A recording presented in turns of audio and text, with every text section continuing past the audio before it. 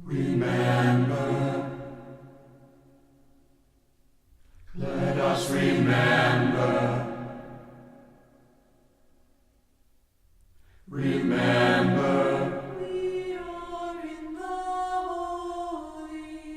Let us remember, presence of God, presence of God. I think the Catholic mission of the college, it's harder to articulate how that influences many of us, but I'm encouraged by the fact that we have an institute now, Cummins Institute, where the dialogue is beginning, and we're beginning to invite the community into some kind of celebration of our Catholicity as a way of looking at the sacred quality of life and the sacramental quality of life, of seeking the truth together and of worshiping together and being a community of faith.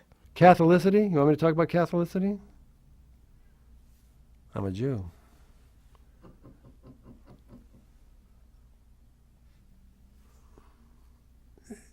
After 20 years at St. Mary's, I kind of like teaching at a Catholic school. I felt very alienated at first, but again, like I said, I wasn't into turning down employment. And there are certain ways that teaching at a Catholic school is very helpful to a music teacher. When so much of the history of music has an intersection with the history of Catholicism, I mean, so much of the great music was Catholic, especially in the medieval and Renaissance, especially when you're teaching medieval and Renaissance. I love teaching the Mozart Requiem. It's one of my favorite pieces, and one of the best pieces ever written. And there's a lot of intense theological thinking inside the Requiem, which I never learned about in school. And I got help from, again, Dan Cawthon. He's wonderfully knowledgeable about music, the Catholic tradition, a lot of things. And we communicate comfortably. And he communicates to me, a real amateur and a real infidel, very clearly. But we talked about the Mozart Requiem, and it was a very stimulating conversation to me. I learned the piece far more deeper than I ever could have known it otherwise. And I was far better in class. I mean, I can't imagine teaching it without that sort of coaching, Catholic coaching, really honestly, Catholic coaching. The Catholic idea is that God is in creation. And therefore, when you know more about creation, you know more about God. When you know more about architecture, you know more about God.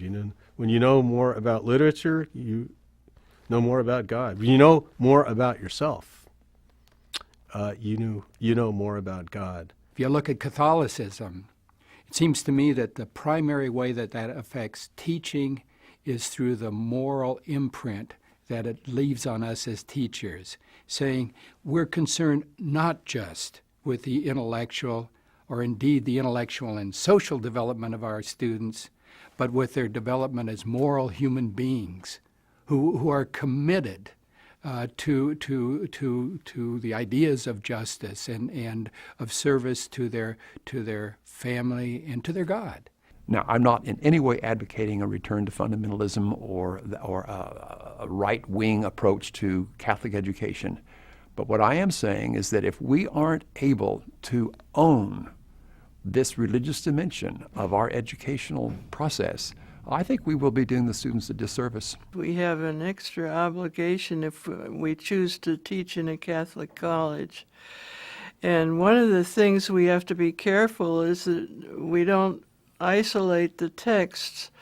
I remember once when I signed up to teach a course on the Bible and literature, and the operative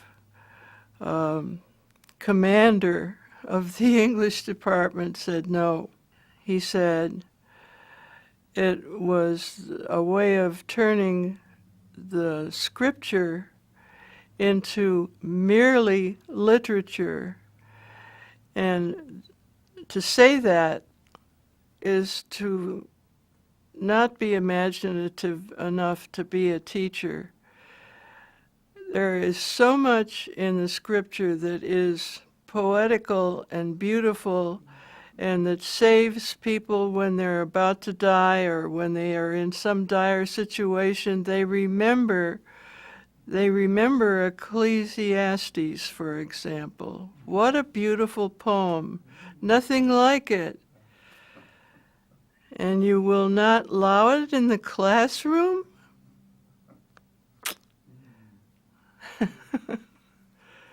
Leisure is the basis of culture.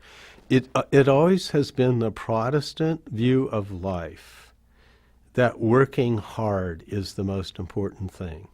And it's always been the Catholic view of life that goes back to monasticism, that prayer and contemplation is the highest moment in life. And I really, now that I'm on the verge of complete retirement, I believe that more than anything else. Work is not the highest human activity.